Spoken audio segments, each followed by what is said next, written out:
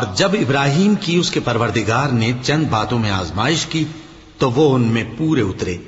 فرمایا کہ میں تم کو لوگوں کا پیشوا بناؤں گا.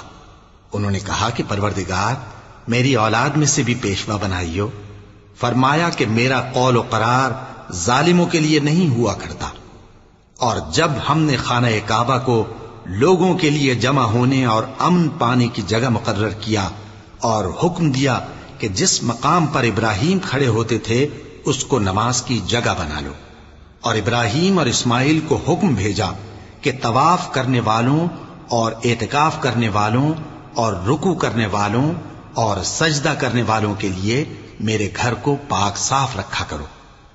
اور جب ابراہیم نے دعا کی کہ اے پروردگار اس جگہ کو امن کا شہر بنا اور اس کے رہنے والوں میں سے جو اللہ پر اور روز آخر پر ایمان لائیں ان کے کھانے کو میوے عطا فرما، تو اللہ نے فرمایا کہ جو کافر ہوگا میں اس کو بھی کچھ مدت تک سامان زندگی دوں گا، مگر پھر اس کو عذاب دوزخ کے بھگتنے کے لیے مجبور کر دوں گا، اور وہ بری جگہ ہے.